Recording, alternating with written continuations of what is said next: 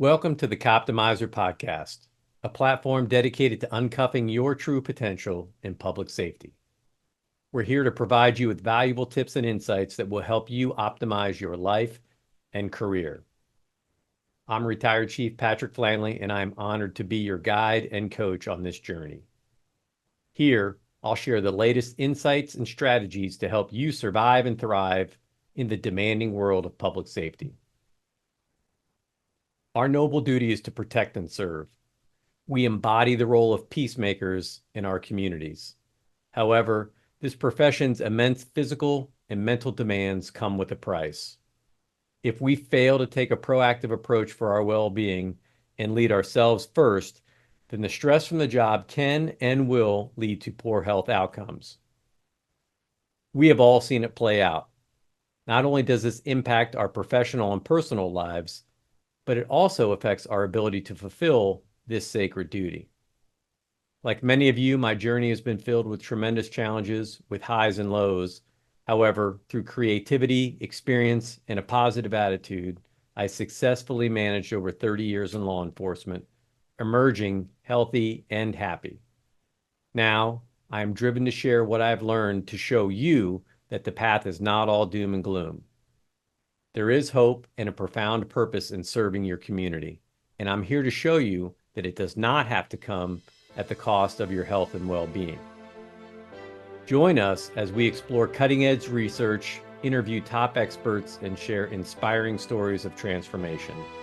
Whether on duty or off, it's time to optimize your potential and live your best life. Get ready to be inspired, informed, and empowered. This is the Coptimizer podcast.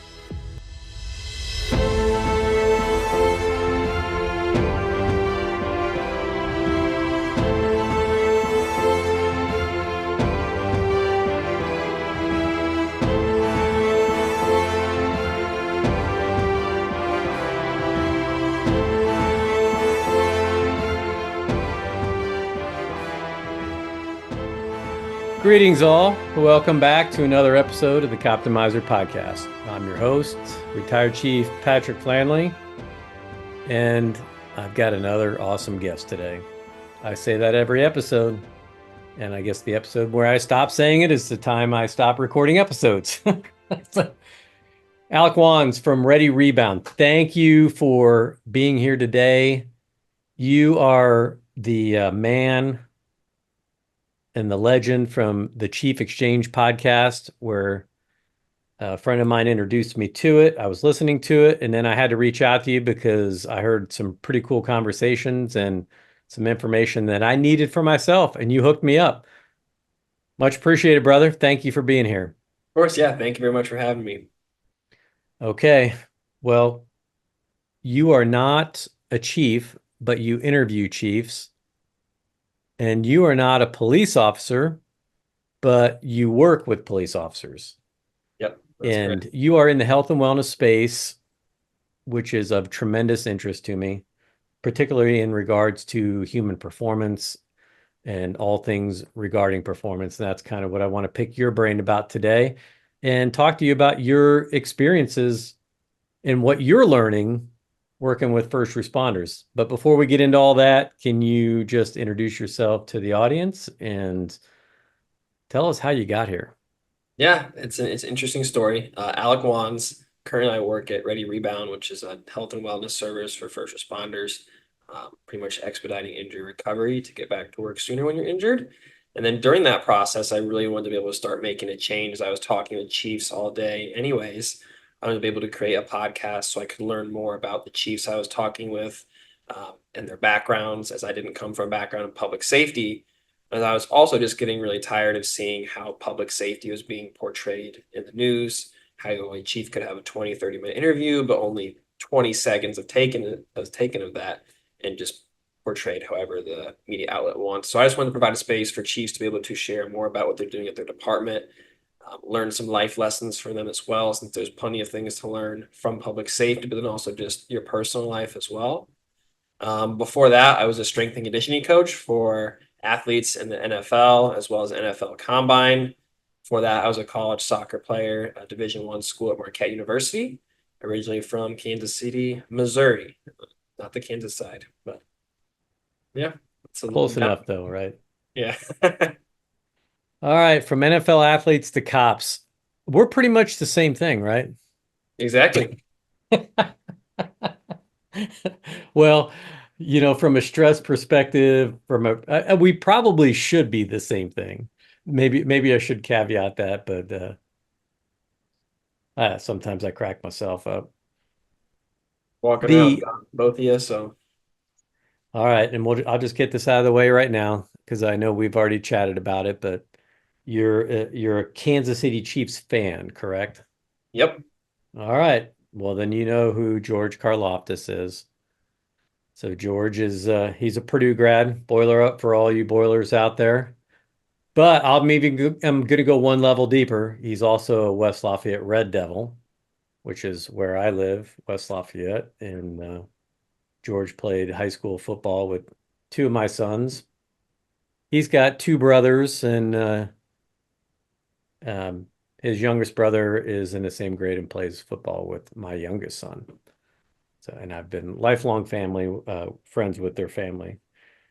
Really good people, and it's exciting in the hometown to be able to follow and watch somebody that's in the NFL. We just saw him a few weeks ago.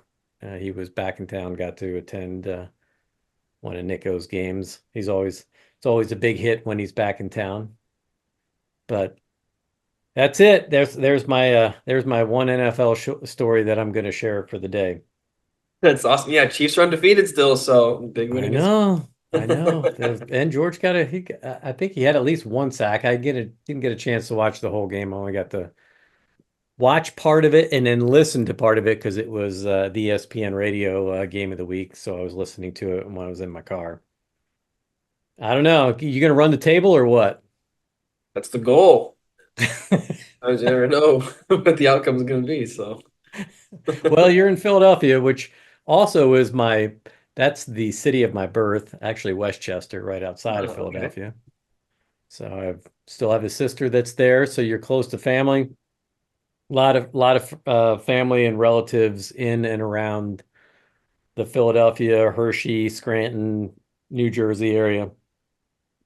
So it's also where Andy Reid was from before going to the Chiefs too. So, that's right. That's right. And these days I generally I try to be a Colts fan as much as I can, but I'm still an Eagles fan, from my youth, and a bit of a Dolphins fan, but that's another story. it's interesting.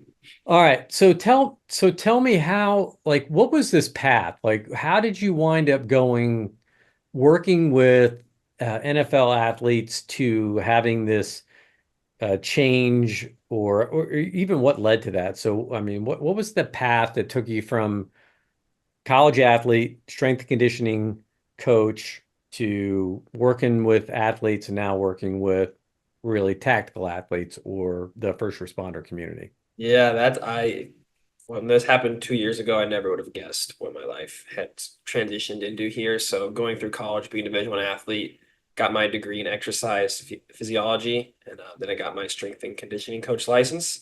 So during that last semester, I was doing my internship working down in Phoenix, Arizona, at a company called Exos, which is where I was working with the professional football players. Was mostly there, worked some with MLB as well, and just absolutely loved it. And during that time, they were opening up a new facility of Exos up in Wisconsin, just right outside. And I was like, "Oh, this is great! You get a chance to open a new facility."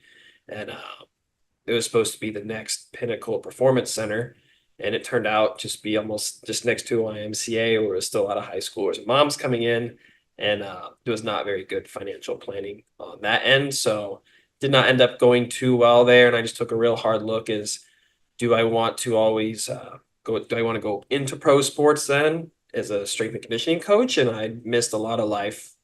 I loved doing that for soccer and through the high school and playing, training with professional teams and going to college. I just didn't think that maybe that was the right path for me at that point. Um, and I really wanted a different challenge and was really interested in business and how can I impact other people's lives through a change and entity that I can create.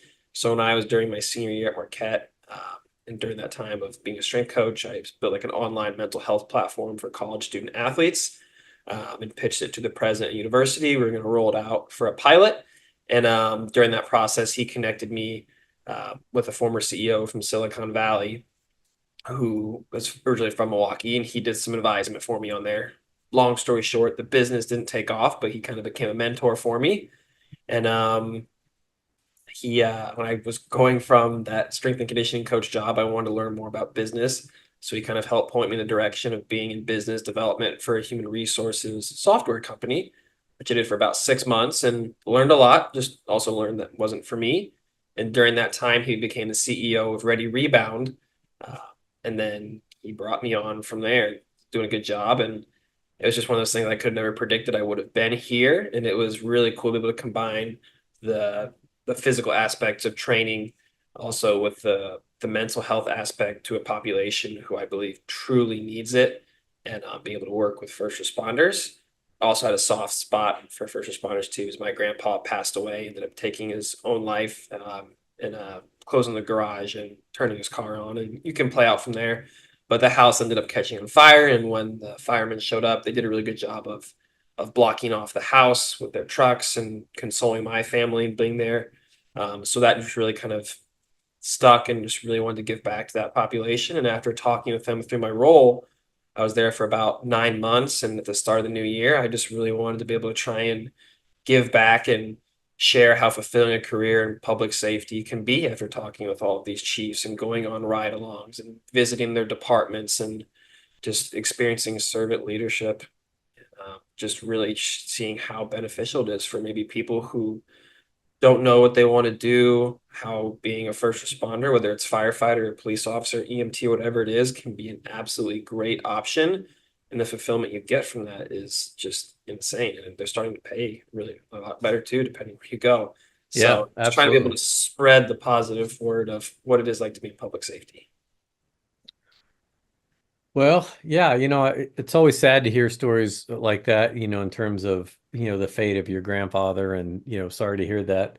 But it is all also in the same moment uplifting to know that you were positively impacted by first responders who did their jobs well. Um, and it's been a rough few years for policing in particular.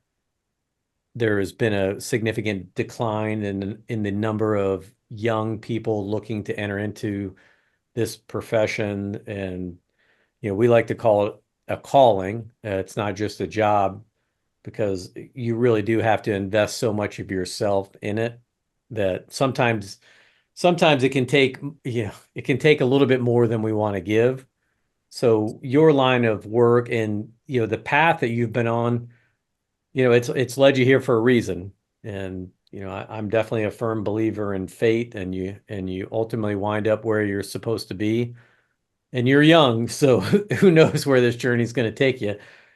Um, but I just want to start by saying thank you. I appreciate that you're willing to take your knowledge, your skills, and your early life experiences and dedicate it towards a noble profession, like policing and just first responders in general.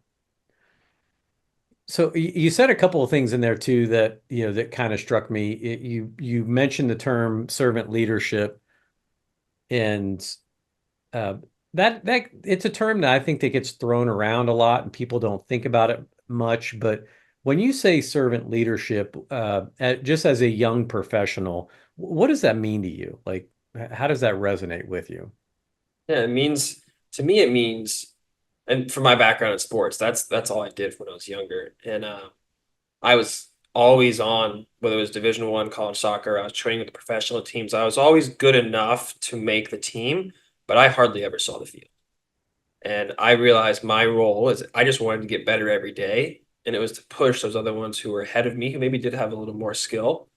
But even then, it was how would I go grab the water bottles? How would I get the equipment to the car or to the vans when we were traveling, and just being that example of what's the right way to do things in a blueprint, not for show or anything, but because I believe it's the right thing to do for the team to win. And when I take that same mentality into it, I've been working uh, in public safety, you see it's the same mentality, almost like a locker room, the sports team. It's how it's not just when you go out on the calls, what are you doing? It's what is all the other stuff you're doing. I mean, whether you're mopping the floors, the department, whether you're doing the paperwork, am I doing the right things when no one is looking? Am I serving my community to the best that I can? Not just because other people are watching me, but because of what fills my cup up. And it's like you said, it's a calling. Is you don't do it because of necessarily the benefits of the pay. You do it because you want to make a difference and it means something to you. So that's from my perspective what I see it meaning. Well, yeah, and you're correct. The pay is getting better. Sadly, I think it's maybe not for the right reasons. I think it's because we don't get enough people coming into the profession, and it's getting highly competitive. So there is for those that are still in, and working the job. I mean, there is a benefit to being understaffed and outgunned, I think sometimes, because it does make society appreciate a little bit more what maybe sometimes what they don't have when they should. But it does put a lot of pressure on those that are still working while you're running short staffed, and even when you're fully staffed and everything is going well, this is a very difficult job. So I never really encourage people to think about like what the financial rewards of the career are going to be. I really think it's more about what makes you happy, what brings you joy, what brings you self-satisfaction. And if helping others in their most dire times of need, like you and your family, when you experience a true emergency in a tragic situation that you did, that's where you can have a significant impact on people's lives. And while the pay is good enough, and it's certainly, you can support a family, you can live the American dream while being a police officer. You may not be the one driving the Mercedes or the Ferrari unless you're doing other things, or maybe you have a spouse that works in a different job like that. But again, that's not necessarily why you should do it. And I don't know, we could touch on a few things like that. But um, before I get into that, I going back to your tactical athlete days, or this approach of being a tactical athlete and a strength and conditioning coach.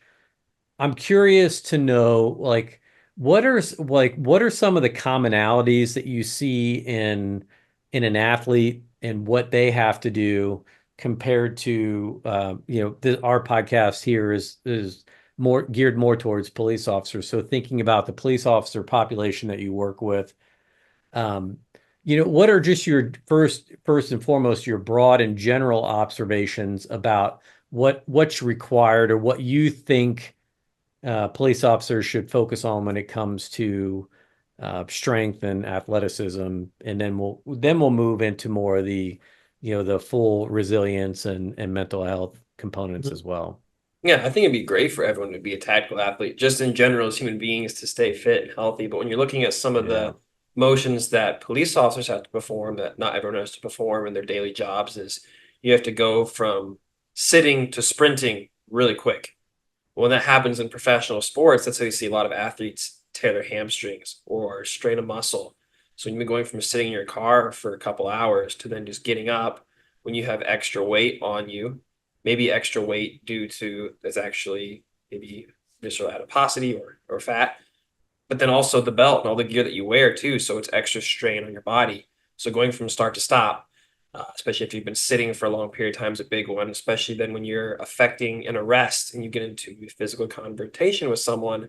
It's almost just like in football. If you're trying to wrestle somebody to the ground, you have no idea if you're going to have your shoulder get torn, bicep get torn, maybe tear your ACL.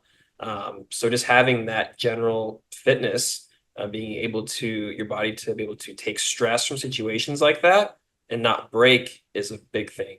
Because if I'm a fitter individual, maybe do more resistance training, then when I hit the ground, I might not be as injured, or I might be able to be hyperextended but not tear something, just a small strain. Also, just endurance as well. If you're chasing somebody, be able to chase them further than a couple of blocks if you have to go, be able to catch them there. And realizing, or just jumping over a fence too. You don't want to be the one where your buddy can jump over the fence, but you can't. and be able to go in with them and be the one holding the back or maybe compromising the safety of the situation.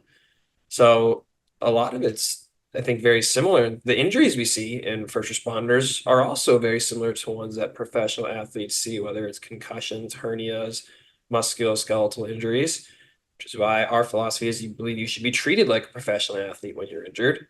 But yeah, a lot of it's very same, especially a lot of stop start, a lot of force that needs to be developed from 0 to 100 really quick. Yeah, in policing, we see a lot of left knee injuries, a lot of hip injuries, a lot of lower back injuries. And interestingly enough, I was in a separate conversation this morning about this, and I guess in a broad way, it kind of covers this topic. But the the gear that an average patrol officer is wearing on a daily basis it weighs about 20 pounds. When you think about gun belt, whether it's, and then is it a leather gun belt? If it's an old school traditional uniform, are all your accessories on your gun belt? Is it leather pouches, leather holster, or is it a more modern material like that? It's a nylon based material that's much lighter weight, more pliable, more flexible. Um, but if you just think about getting in and out of a car 20, 30, 40, 50 times a day, in and out, in and out. Well, if you're the driver, what's that repetitive motion look like? You're stepping out with your left leg and you're twisting and rotating on your left knee all the time. So it's not surprising that police officers have a lot of left knee issues, left ankle issues. Um, and then if you think about and sadly, even to this day, we don't have cars that are specifically designed for a police officer in police wearing police gear. So you have, generally speaking, there are some exceptions to this, but I would think in most cases, squad cars has a normal seat, a normal bucket seat. So when you're wearing web gear or a leather belt with a firearm, and then with handcuffs and with mace and a portable radio and a taser and all these other pieces of equipment around your waist, when you sit, you get a lot of compression on your lower spine, which if you can't adjust the seat and you don't have a way to adjust that gear in there, now we have back injuries, constant pressure on the back, constant pressure like on the L4, L5, actually probably L1 through L5, right? So I guess that doesn't surprise me as well. So maybe in your course with Ready Rebound, you come across some of these types of repetitive injuries. And now we're talking, this is what I like to tell people, like, look, if you're of normal weight and you're in shape, that you're still carrying 20, 25 pounds of gear. And in the winter, it's going to be more if you live in a cold weather climate. If you're in a warm climate, it may not be more, but your body's going to go through more temperature fluctuations, trying to stay cool when it's 110 degrees and you're wearing a vest, or trying to stay warm in extreme northern climates. So there's all kinds of things to consider. But if you're 20 pounds overweight, now you're carrying 40 extra pounds. If you're 40 pounds overweight, you're carrying 60 extra pounds, and everything just gets to be a lot more difficult. So yeah, I think in the end it comes down to one of the quotes that we used to hear circulated, and I think it's attributable to Mike Bergener, but it's I could have it wrong. So don't get mad at me here, folks, if I misattribute this quote, but strong people by their very nature are just harder to kill. So be strong. Work out. I love that t-shirt, right? So just and if that doesn't work, then one of my other favorite quotes was, when the aliens come, they're going to eat the weak first. So be strong. I like Or that. if you hike with, if you hike with a friend in bear country, just make sure you can outrun your friend. Mm-hmm. Especially Exactly. if he runs first and panics the bear, and then the bear chases you. You got to be able to Mm-hmm. pass your buddy. I digress. So, um, when you're working with police officers, are these discussions that you have, or is this something that's front and center? Is it a concern? Just, I guess, speaking broadly into the police population, are they thinking about stuff like this? I would say, at least from my experience in the last couple of years of working with first responders, especially on the law enforcement side, is it's being a lot more. The word resilience I've heard a lot. Um, a lot of it's right regarding the mental realm, and I think a lot more people are starting to realize why you should take care of your health.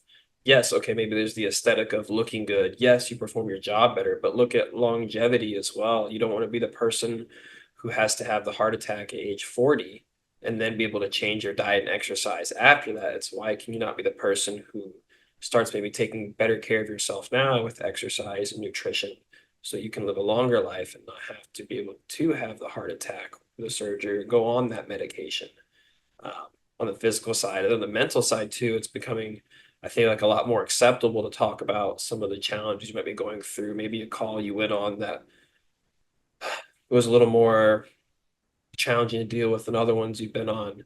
And at least I've seen a lot more people be open to talking about it. I've seen more chiefs trying to implement more resources at their department, whether it's in a counselor in the department, whether it's trying to get EAP stuff going on. I know that in the mental health realm, there's a lot of stuff going on right now of what's the best way to do that to actually help someone. Uh, so I do see those conversations happening a lot, and I do see it being an area that is being prioritized, which is really good because people need to know that they're taken care of and that it is okay to talk about some of the stuff that you're going through. And from what I've heard, it didn't sound like it used to be like that at all 20 years ago. No, no, not at all. I would say 20 years ago, a lot of this information was there. There was just a very small pocket of people doing the research and trying to raise awareness. Um, I think since the Obama administration's initiative, the 21st Century Policing Initiative, where they came out with it was the first time in 30 years that the country had gone into a deep dive into policing about what we're doing well, what we need to change. That which was very useful. There were six pillars of that were identified as kind of the framework for building the future of policing. One of those pillars, the sixth and final pillar, was officer safety and wellness. And yeah, you're right. We did. There's always, I think, been an emphasis on physical fitness and its importance. We know that because in order to get hired by police departments, you have to pass a physical fitness test or assessment. And then likewise to graduate from a police academy. All 50 states have this requirement that you pass a minimum physical fitness standard, or else you don't get certified as a police officer and you can't do the job. However, only 2% of police departments post academy graduation have physical fitness assessments as a job requirement. Many will have officers do it and participate, but there's no job requirement. So there's no formal disciplinary action or punitive action that can be taken for officers that fall into a state of poor physical wellness, poor physical health. And that's kind of sad to think about it, but a lot of reasons why we do need to stay healthy. And kind of, coming from both the mental and the physical side, this again, I'm not the first person to say this. I think it's sad to know that many times the first time somebody understands that they have a significant cardiovascular disease risk is when they have a heart attack. And if it's not fatal, then they can survive it. I think sadly the same holds true when it comes to on the mental health side, when oftentimes the first time we realize that somebody has been struggling mentally is when they have a suicide attempt, or they become debilitated to the point where they can't work anymore because that is one of their biggest concerns. So Yes, it's really important that we invest in a comprehensive approach that addresses both the mental well-being and the physical well-being because they are interrelated and interconnected. And I've had several guests on the show, Dr. Lauren Fulkerson, Dr. Jim Greenwald, Gary Taubes, many others, where we've talked about these connections between cardiometabolic health and overall mental well-being. Um, yeah, there's so much information out there that says this is the right thing to do, yet we still struggle. And this is the sad part, and this is where I want to go next with this conversation. The sad reality is that despite this awareness, despite these increased resources into policing, the numbers in the last decade have actually gotten worse. Police officers have gotten heavier, more, overweight numbers are increasing, obesity numbers are increasing, morbid obesity numbers are increasing, cardiometabolic events are increasing, cardiovascular disease increasing, and suicide numbers sadly are on the increase as well. And in both, when it comes to both heart attack and suicide, death by suicide, the worst part about this is that we realize that the numbers that we're tracking aren't accurate and it's way underreported. And that there's a lot of reasons for that, but we really have to do a much better job of ensuring that we're getting accurate data. And a lot of that is because too of the stigmas that are attached to some of these things. Mhm. Um, yeah, so with all that being said, I'm really curious. I want to learn more about what you're doing at Ready Rebound, and I'm kind of curious about, as an outsider looking in, like what are some of your observations of the first responder community?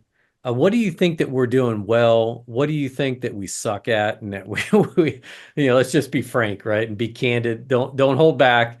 What are the things that we suck at that we need to do better? I can tell you as a chief for 10 years, wellness was always near and dear to my heart. I was a huge wellness advocate, uh, dumped a lot of resources into it, but even then I still feel like, my response and the efforts were inadequate and that I didn't do enough. But let's hear it straight from you. What are your observations there? Yeah, I mean, from my perspective here, from what I've seen nothing but great things from the officers, the firefighters, and all the chiefs that I've been around from both sides. I'll be in conversations around in public, and I'll have an officer, chief stop, and go pull out some stickers to hand to kids for the community engagement side. I've gone to departments where they've upgraded all their gym equipment and even allow sometimes this habit doesn't happen as much on the law enforcement side, but have even given some times during the day where it's okay to work out on shift. I know that differs from fire, but being able to make physical fitness a lot more accessible, having like a nutritionist or a PFT, someone who's in the department or comes in regularly, having athletic trainers come in to help manage some of the knocks and stuff like that. But I think it really comes from your peers. If I'm a really fit guy in a department and maybe my buddy could use a little bit of help, I think it's kind of confronting him or her that what does this look like for your kids? Are you going to be here for your kids or your grandkids? If we're on a call, I don't want you to let me down. I don't want to let you down. Just some of the stuff. It's not pointing out that you're overweight and it's your fault and it's you. It's what is going to be the result if you continue down this path. And I think that's when, as a chief, okay, it comes from chief, but I think it needs to come from the people within who are your peers and not just saying you need to lose weight to look better. It's like what is the benefit of that? And sometimes it's just through really hard conversations, and a lot of it's just asking why. I mean, sometimes people you're not. I mean, it's obviously a very stressful job. It's affecting your sleep, which is then affecting your relationship. Your cortisol levels increase.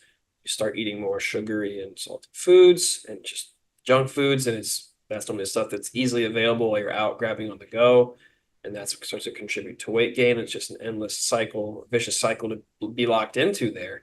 So part of it also just how I want to say society has progressed. It's never been easier to have access to foods that aren't the best.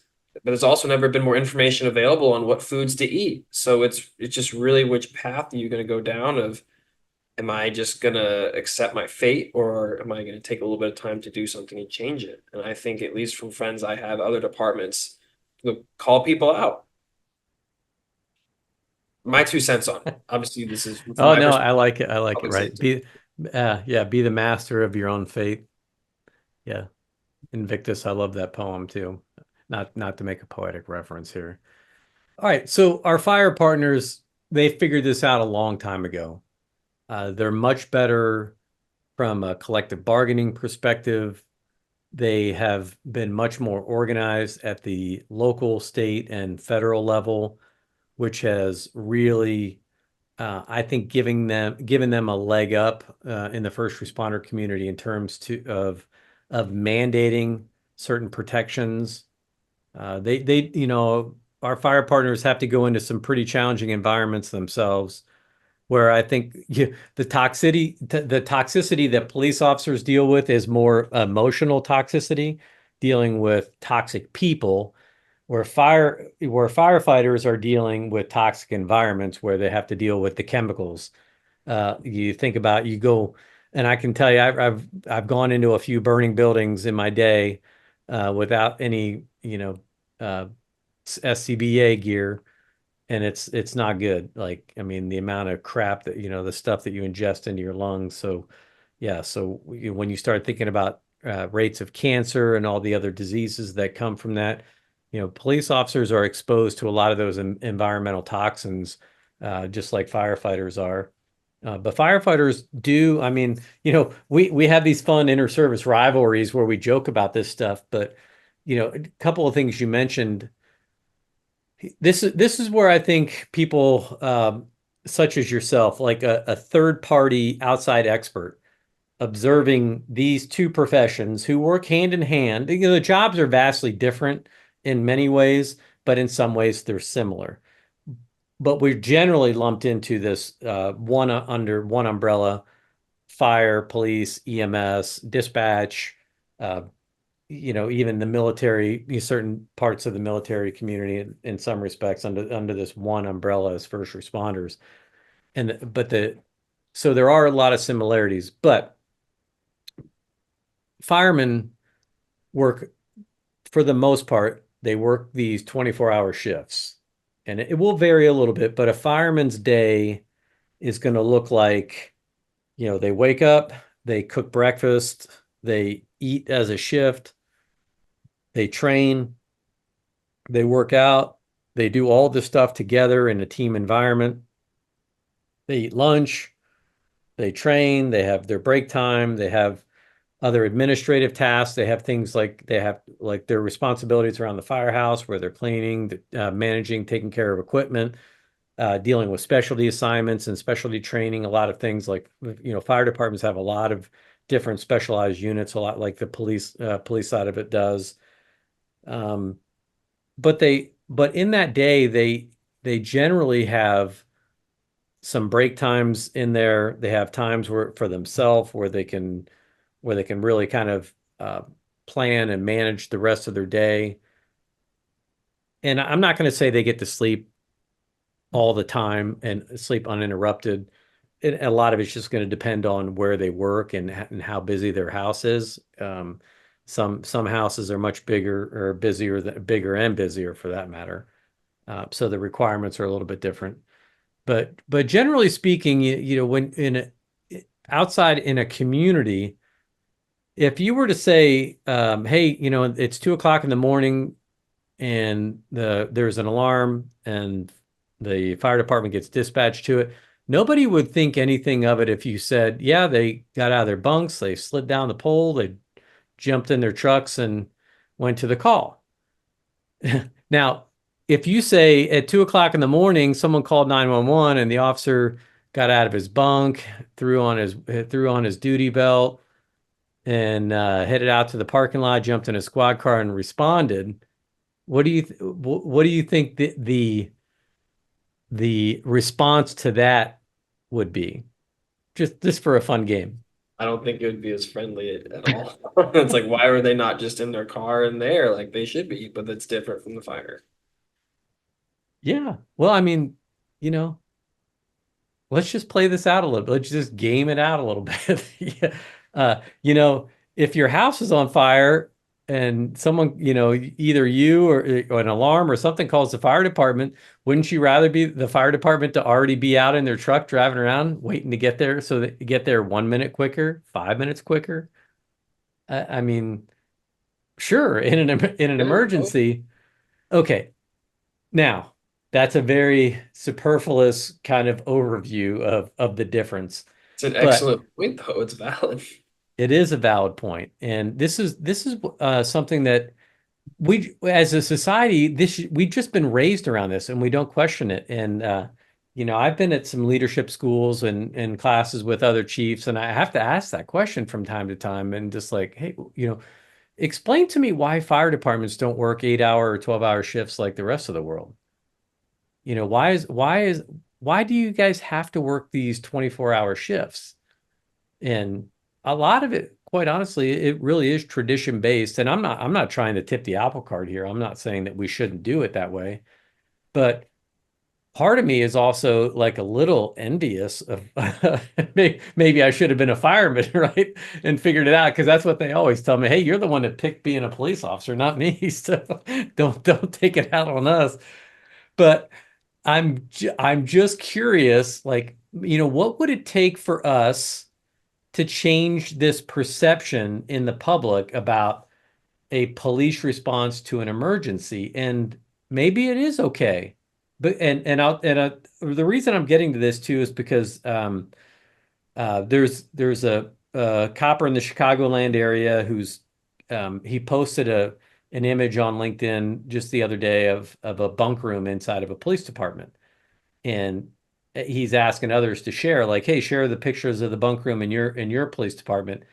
And up until a couple years ago, no such thing pretty much it was a very rare exception to have anyone that would even suggest that having some type of bunk room or nap room in a police department or accessible to a police department is even moderately acceptable, except for, and the rare exception would be is because, well, if you get off at 8 o'clock in the morning and you've got court at 10 a.m., well, maybe you can make it home in time to get a 15-minute nap or not. But generally speaking, no, you're not even going home.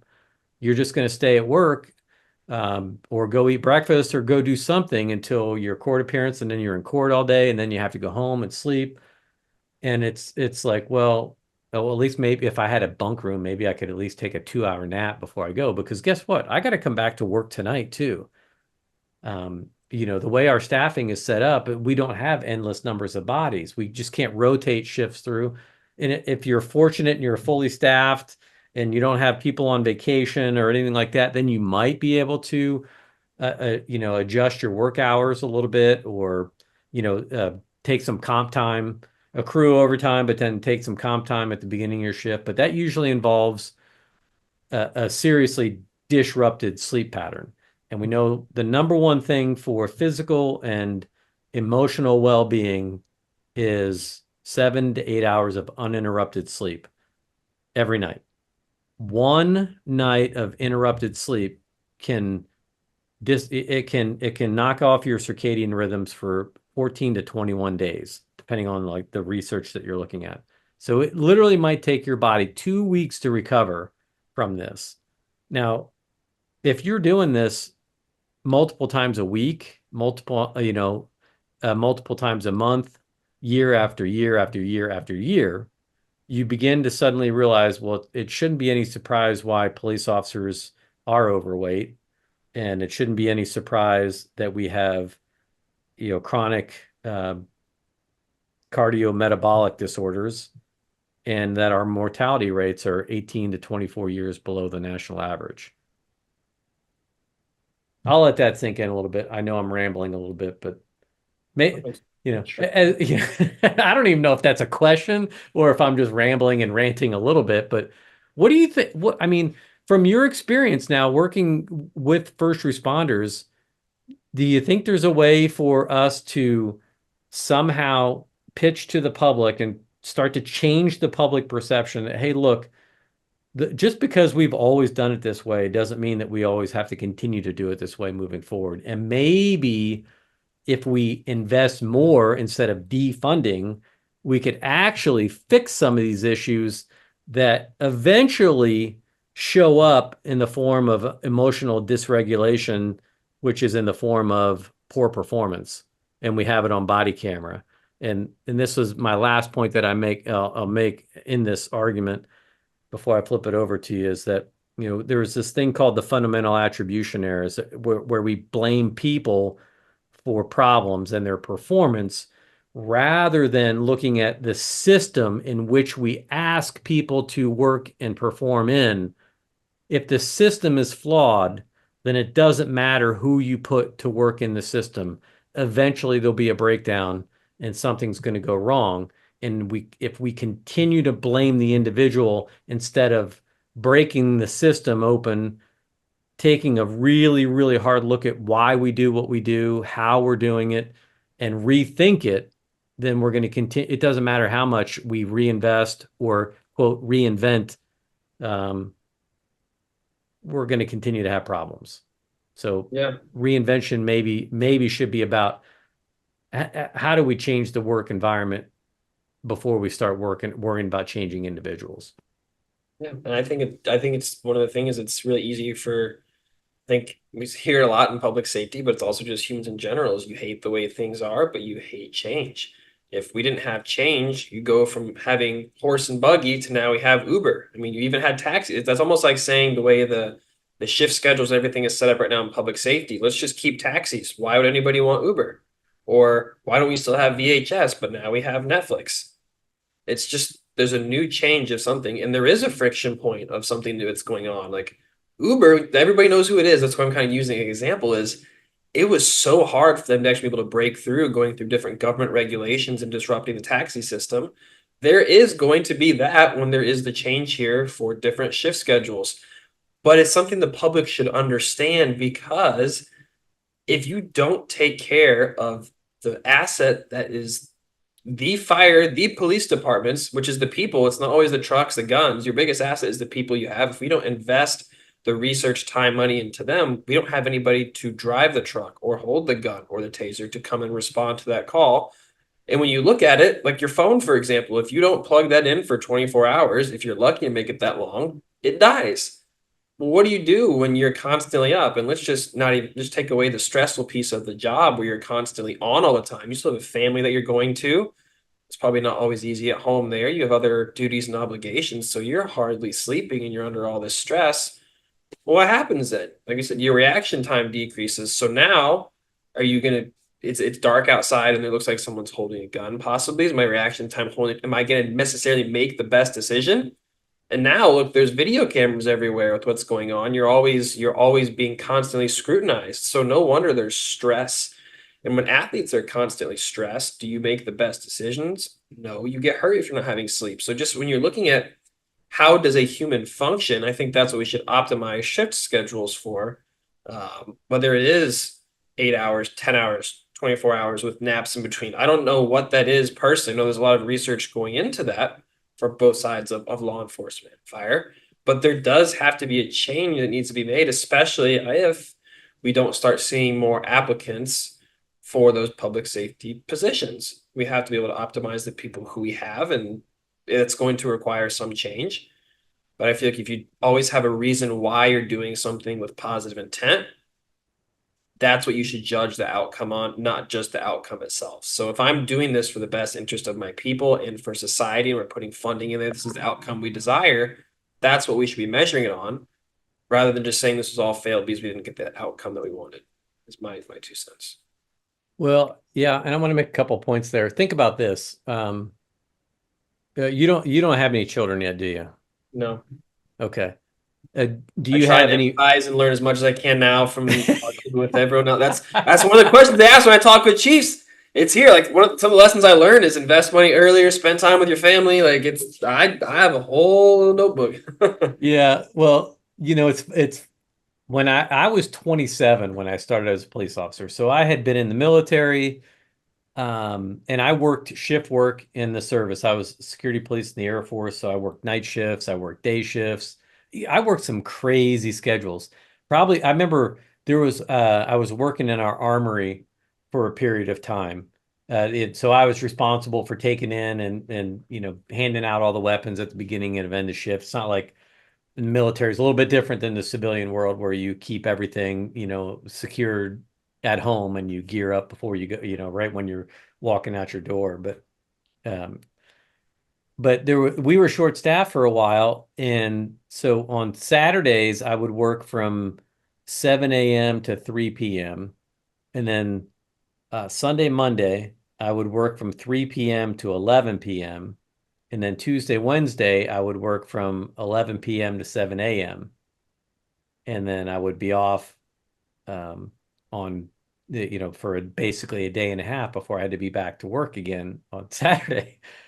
And I would challenge anybody to work that. I mean, when you're 18, 19, 20 years old, you can pretty much absorb that.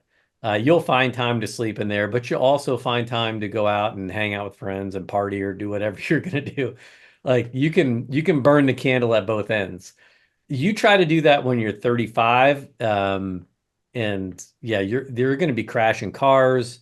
You are not going to be you're not going to be in a position to have success. And for any chiefs or leaders that are out there, or anyone in law enforcement that's listening to this, feel free to take this clip and share it with your chief or your sheriff, because I know I've talked to officers in the last few months who still in this day and age are working in departments where they are rotating their shifts every 2 weeks.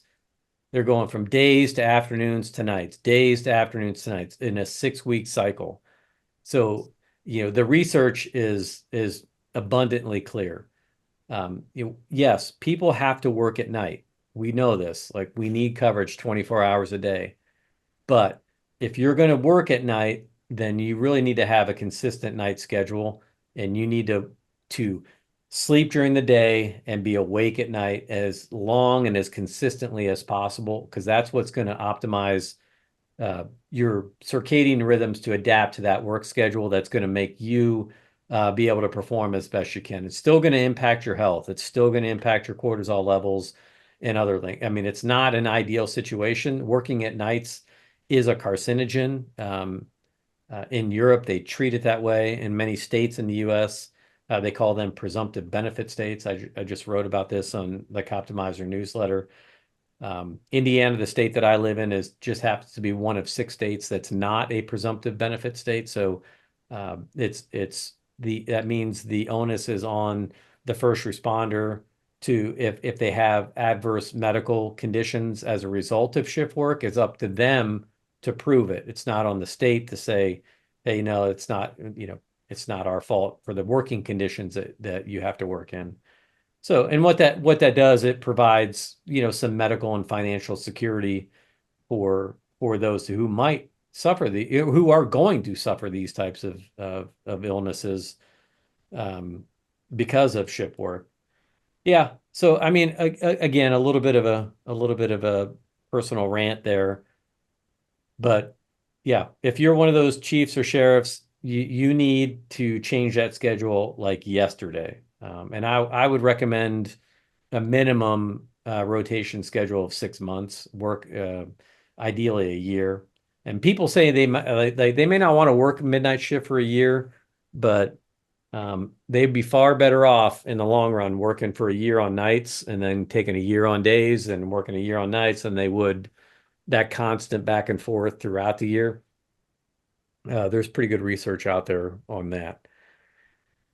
And okay, with with Ready, I'm going to go back to Ready Rebound because I think I derailed us earlier. What are some of the things that you guys are doing with first responders to help alleviate, mitigate, manage, build resilience, all these things around stress? Because stress is not necessarily a bad thing. Stress can be a very good thing. Just like lifting weights is stressing your muscles, it's tearing them down, so we rebuild them just a little bit stronger. If we think of mental and emotional resilience the same way, then there are ways that we can stress ourselves in positive ways that will make us stronger people. So, what are some of the things that you guys are doing and that you could recommend? Maybe some basic tips, and yeah, let's build on that.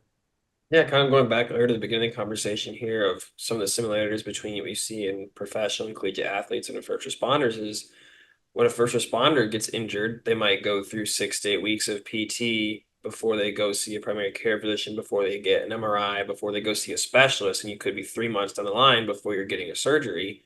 That doesn't happen in pro sports. So our whole thing is how do we help get you recovered from injury as quickly as possible?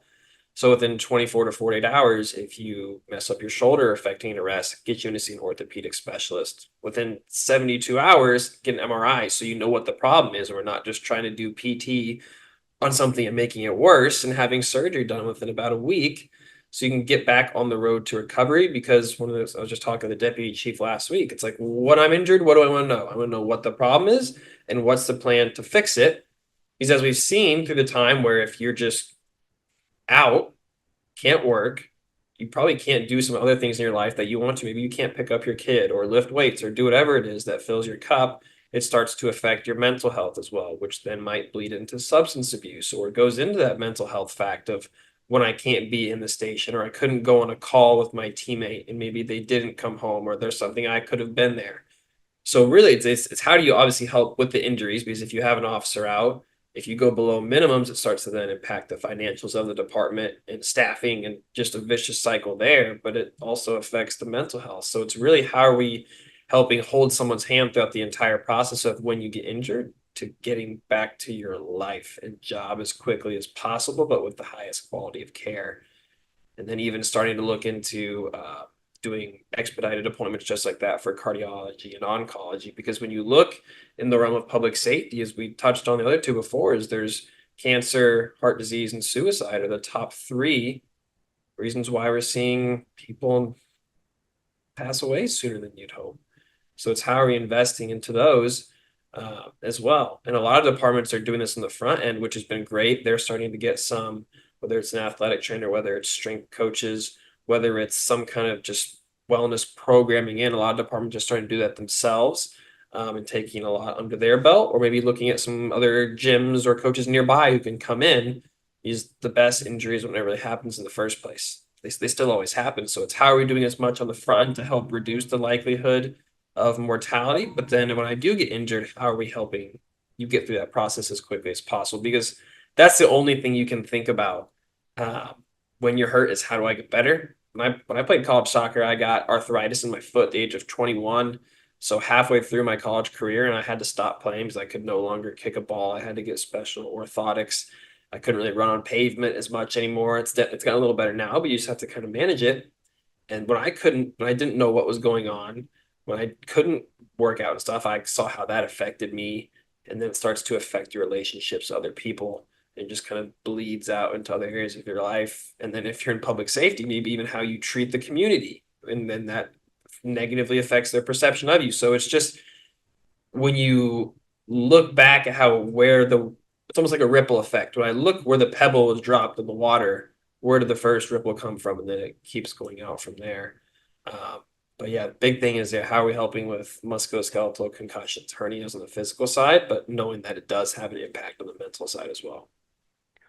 Yeah, that's been a big change. There's some groups in Indiana that are doing that, some forward-thinking chiefs as well that are now incorporating in their fitness facilities. They're putting rehab rooms in there uh, where whether they have somebody that's on staff within their own city or they're contracting with companies like yours, like Ready Rebound, where you like a physical therapist can come in or a counselor or another specialist can come to the police department and meet directly with the officer and get them started on that path to recovery with those professional services at the earliest possible time, because that saves time and money on the back end as well.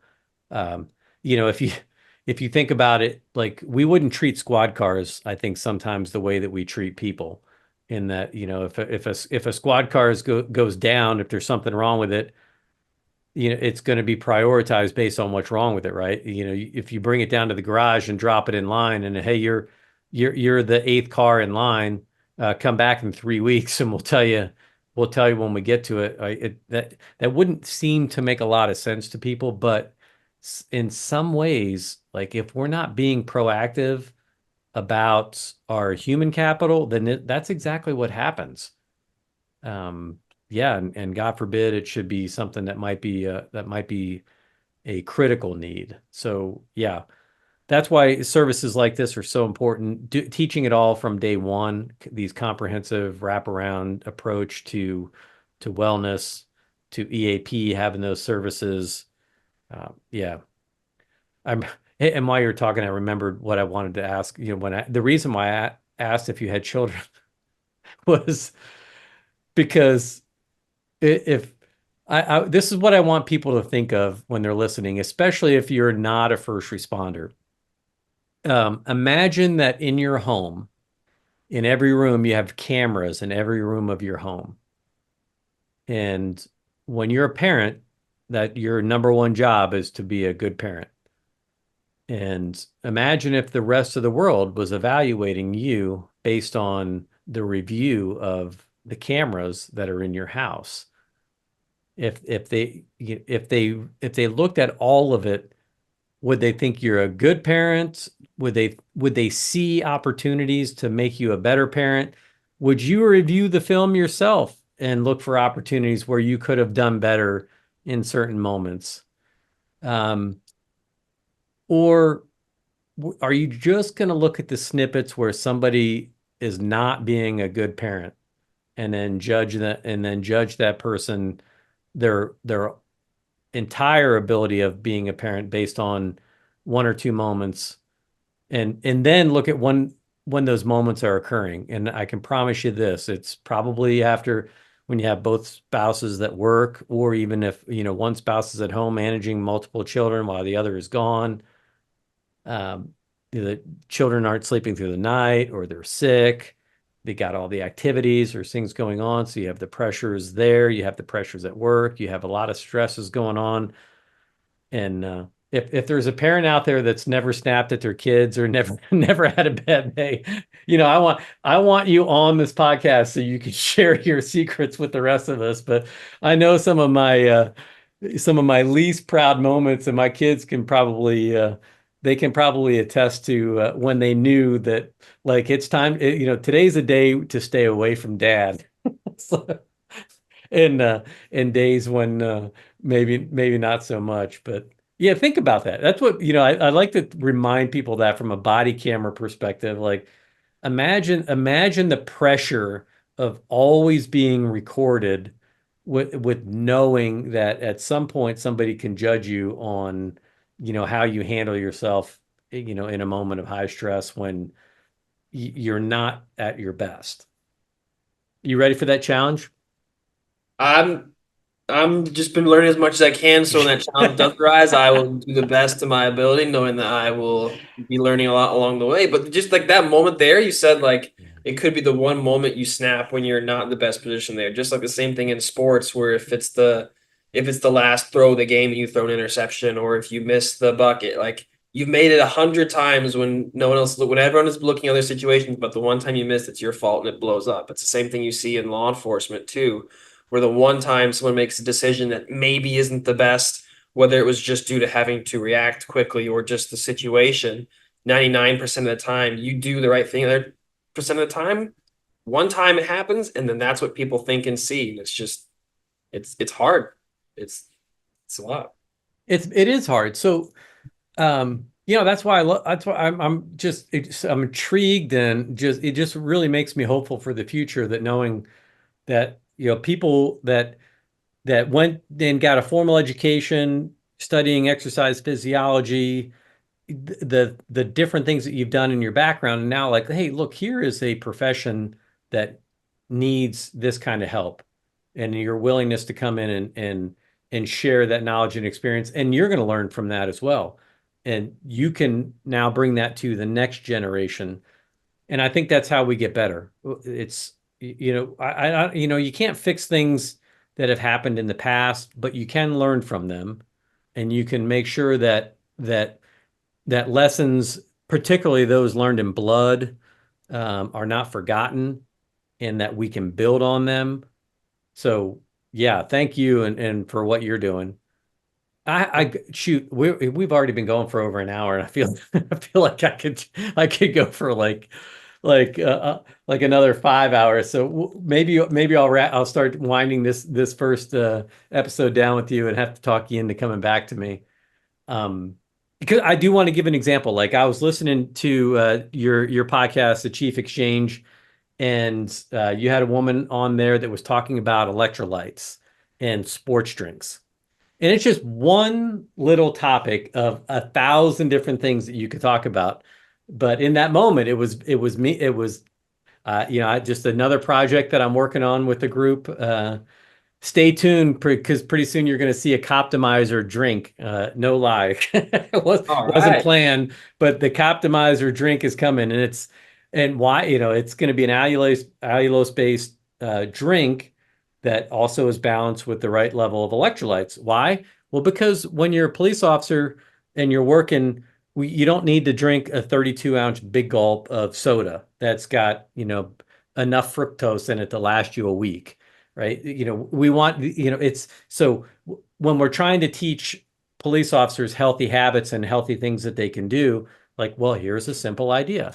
Instead of carrying that, instead of stopping at the stop and rob and filling up your 64 ouncer, um, bring a 32-ounce water bottle. And in case anyone's wondering, this is me at my desk, and this is every day. It's in the afternoon, so I drink tea in the afternoon. I switch from coffee to tea because I don't want the caffeine. I worked night shift for 15 years. That was just in my policing career. So I mean, I know what it's like to work nights year over year over year over year. But I learned some of these just little tips. Drink water, like avoid soda. Don't drink your calories. Um, so on that, with that little tangent aside, what are if you? I'm going to put you on the spot here. What are like one, two, three, five things? What are some of the things right off the top of your head? If you had a police officer that called you and said, "Hey, I'm feeling blue. I'm feeling down. I got a lot going on. I'm stressed." What are some of the first questions that you're going to ask them, and maybe what would be some of these? And again, we're talking broad generalizations here. What would be some of the first pieces of instruction that you might give them, or some tools, or something that they might try to help them turn the ship around a little? Yeah, first of all, I just ask them like why now come up and talk to me? Maybe why not last week, last month, last year? Like what made you get to this point? And just really understand what it is specifically before you jump in and try and be the fixer for everything. You need to understand why someone does the way they do and why they think the way they do, because they probably don't even realize if they're overeating, if they're not getting enough sleep, if they're not eating the right whole foods, if they're not drinking enough water. So you first have to make a space that really be comfortable for that, and then you can kind of peer into those things because you might be able to trace someone back to not feeling as well because they're not getting enough sleep at home. Maybe they're stressed with something that's going on with their spouse or their kids or some other family stuff that's going on. And once you can really understand that, then you can try to be able to prescribe. Maybe it's talking with a mental health professional. Maybe it's changing something in your diet. Maybe it's being a little more active. Uh, but generally, just the way I feel personally is if I'm really stressed or stuff and I get a nice little run or workout and it just makes it a lot easier and you come back to the same problem or same situation you were facing before and sometimes it doesn't feel as bad. That's me. That's not coming from a public safety perspective then, but sometimes it's little changes you make and almost look at life as three buckets of like health, wealth, and relationships. If one of those starts tipping out of balance, it starts to affect the other two. So if your health starts to go, maybe your relationship is experiencing problems. If you're having some trouble at home, maybe it's starting to affect your work. And it's just where is the imbalance occurring and how can we specifically address for that? And more often than not, sometimes that's the one thing that helps restore a balance. Maybe sometimes a little more digging is needed to do that, but it's my 2 cents.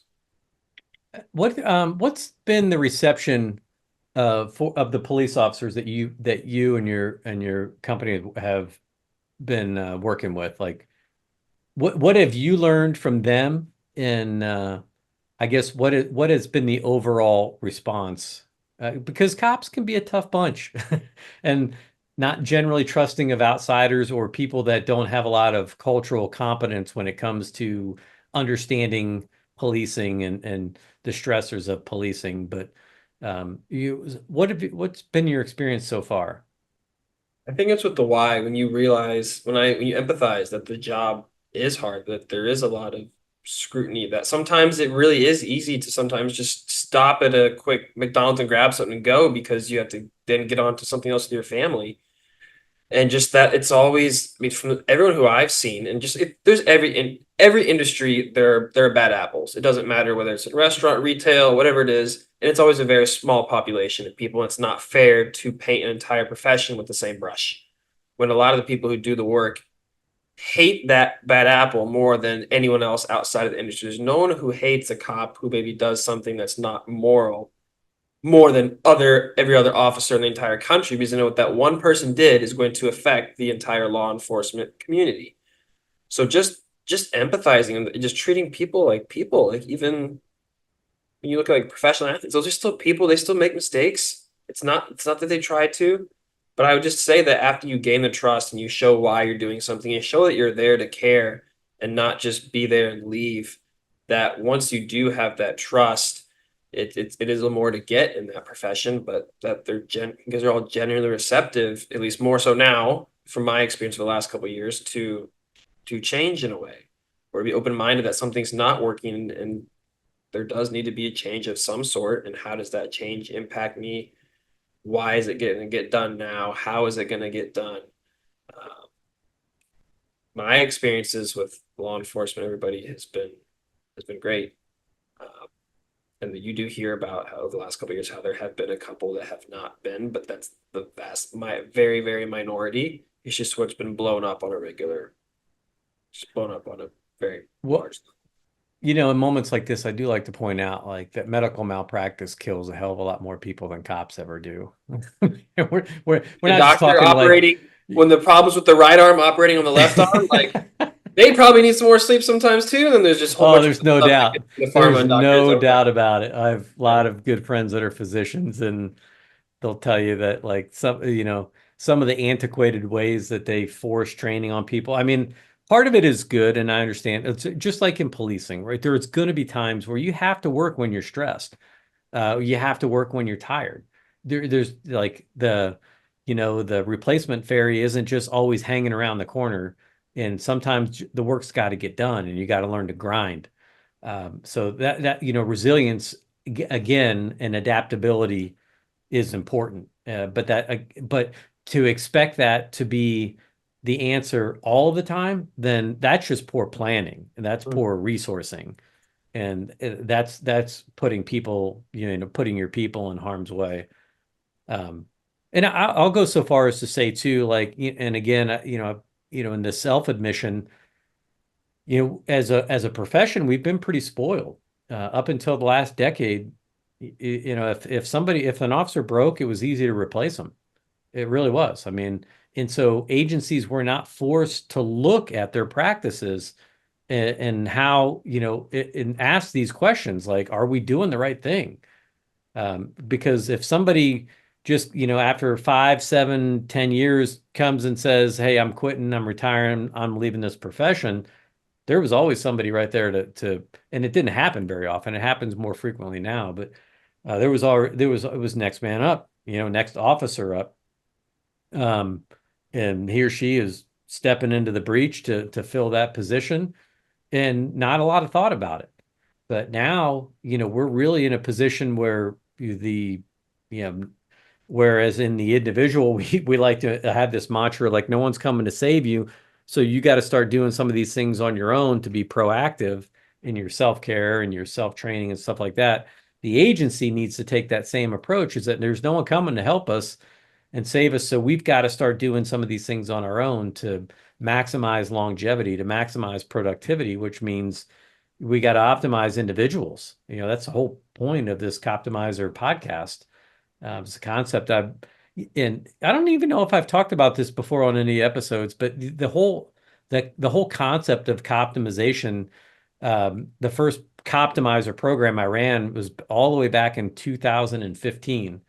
And it was a program designed to work with subject matter experts in defensive tactics and firearms. We have this whole thing. I don't want to get too much of a tirade here, but we have a model in policing, the train the trainer model, which is it can be very effective for a lot of things. It's a great way to share general knowledge to the masses and do it in an efficient and effective way. But a lot of the things that we do require a high level of specialization. So, you know, um, whether it's experts like you that come from a strength and conditioning background, here's what the science tells us works and what's effective. Maybe not, what your gym bro at the Globo gym is telling you. Maybe that's not the best approach for you. So let's go to an expert and say, hey, take a look at our profession, take a look at what we do on a daily basis, take a look at what my job is, and now let's start building exercise prescriptions for that are going to maximize my impacts on the job. And by the way, that can also impact me in my personal life as well, not just my professional life. Wow, we can learn a lot from this. The academic and the research side learns from us by studying how we're doing our job, and they can then, build on that for future clients and for future generations. Same thing with gunfighters and warfighters. No, the policing is not the military, but there are times when our roles are very similar, where we have to take very offensive, aggressive, life-saving action that requires the use of force. Um, do you want to train with a police officer who's never been involved in a gunfight? He's trained, maybe he trains and maybe he does a good job. Or would you like to train with someone who was a professional gunfighter and's been in combat for the last 10 years, and they can tell you what works, what doesn't work. They can show you, they have these lived experiences. Sure, it might not be urban law enforcement or rural law enforcement that we're talking about, but the combat tactics, the techniques, the tools of the trade, all of these things we can certainly learn from. So the Coptimizer was literally a 3-day program, and I had a nutrition and an exercise component built into it, but I quickly realized that we were overloading the officers in this 3-day program. So what I wanted to do was get them out of the squad car, if it was a detective, get them out of the office. I'm very fortunate to have some highly trained professionals that live in my area that were willing to help. Um, you know, uh, World-class jujitsu and judo trainer, uh, Panamanian Games gold medal winner multiple times, traveled the world fighting. And he also happened to be a law enforcement certified trainer. Same thing with a GRS, former Army combat veteran. So these things, I sent him to the gym with the one to train for 3 hours in the morning, give him a lunch break, and then send him to the range with the firearms instructor for 3 hours in the afternoon and for 3 days. I said, just go train and drink right from the source. Right, not watered down or not someone from inside the profession. And I'm not saying that those approaches aren't effective, because they are, but it's a yes and rather than an and or. And of all the training that I've sponsored, that I've sent people to, that we've designed over the years, by far, hands down, I only had one officer in the 5 years that we ran that training tell me they didn't like it. So, and most of them said this was some of the best training that they've ever been to. So, that's a long way of saying thank you to you, and appreciate what you're doing for bringing your expertise, because sometimes a cop doesn't need to hear from another cop. They need to go hear from somebody that's been working with NFL athletes. They might hear the same message, But hearing it from somebody else that's from the outside, yeah, this is the way we train pro athletes. So yes, it will work for you, especially if you do it this way. You know what I'm saying? Well, it's like your mom telling you to put on sunscreen or grab a coat, and you say, "I don't need to do that." Then your friend is leaving. Hey, do you want to grab? Oh, that's a good idea. It's just the same message coming from someone different, and sometimes all it takes.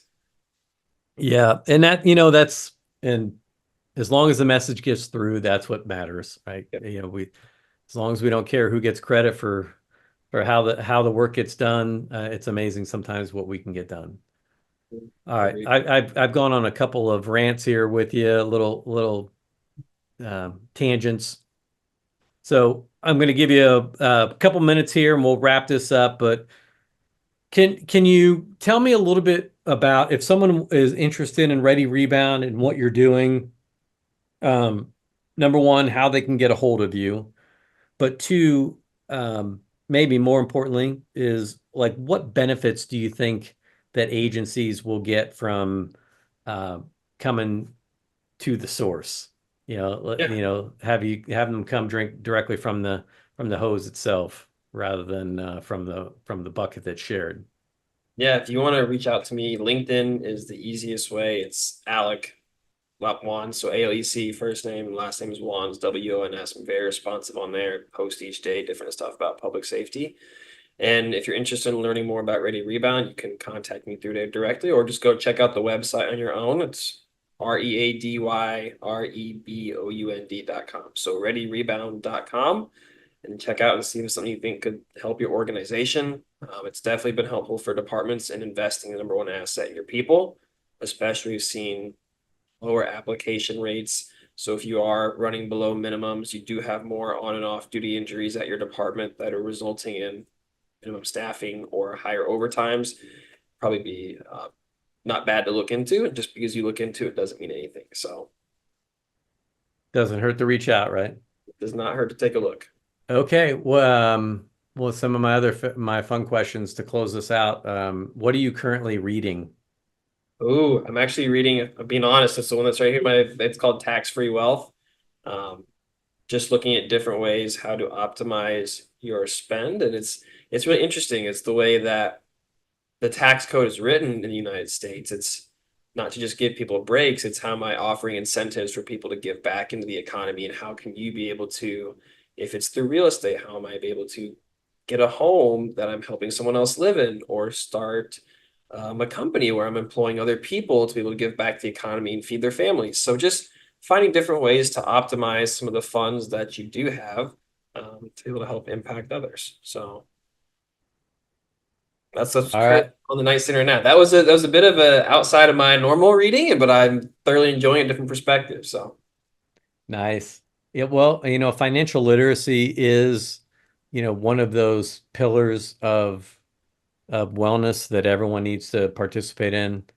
Um, and I've had a few. I had Jim Vitu on a few weeks ago, and he's a mutual. He's one of these mutual friends connections. You had Lucas Woody. I saw you on LinkedIn. You had Lucas on, and Lucas connected me with Jim, and it just yeah. I think that's one thing I love about podcasts and these the social networking is where you can share ideas and concepts and things that resonate. But yeah, start early. Save early, save often, right?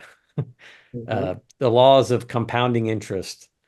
And and and Charlie Munger, that's a good one. yeah, and apply that to your health. hmm And that's Jim and I talked a little bit about that. The healthcare spend may bankrupt this country. It's our biggest spend per GDP than anything else. So um, take care of yourself. Hopefully, so you have less of a need for the system. It takes stress off the system as well. You can help others by helping yourself. All right. So do you read nonfiction or I mean fiction at all? Do you so I you're that tried. I did one book this year. I had some friends who did it, so if I took them on the recommendation, I just love nonfiction. I love seeing what other people have done, what they're doing, learning from that. I think there's no better lesson than spending $15 or $20 on a book to learn about someone what they spent their entire life on, and they compiled it into 200 pages for you to learn from. that's Um, awesome. So that's All right. Do you watch any shows, any television? Are you watching any Netflix, anything on Prime? You got any shows that you're watching? so I love when I do sit down to watch TV, which is not very often. I like to see some of the docu-series on Netflix. So there's like the Arnold Schwarzenegger, or there's the one they put out about Sylvester Stallone. It also still nonfiction documentaries, but I just love seeing why other people were so successful. And a lot of it is just like, yeah, they ate glass for a lot of their life, and then the success came at that point. Everyone looks at people and think, oh, this person's chief. Well, it's like you were 20 years in the trenches before that came to be. It just all good things come over time and not overnight. And I think that's uh, a lot harder for people to realize now, especially with how instant everything is, from DoorDash to your door to Amazon to TikTok or whatever social media people are on. You can always get it now, and that doesn't really ever help you in the long run. Well, was it Lao Tzu that said nobody falls to the top of the mountain? So just and and that mountain's going to be different for everybody. All right, you're in Philadelphia and you're talking about Stallone. So if you haven't already gone and run the steps, then I thoroughly expect to see a post on YouTube in the next day or two of you standing at the top of those steps. That's the goal tomorrow morning is to get out there and hit Make it. it happen. I do not want to be disappointed. And don't feel like you're the only one that's ever done it. Oh, I was talking to a buddy earlier. He comes out here all the time. He's like, that's the first thing I did when I was there. I did that, and then every time I come back, I don't go see the Liberty Bell again or all that stuff. I did it the first time, and they're like, all right, I'm good. All right. Well, there's a lot of cool things to do. Philadelphia is a very old and historical town. Um, the city of brotherly love. Mhm. All right, out with that, we'll wrap it up for today. And again, I just want to say thank you for spending some of your valuable time with us, sharing your information. Everybody knows how to get a hold of you now. Catch you on LinkedIn. Um, Outside of that, I'm looking forward to the next time we have a conversation. Until then, we'll be 1042.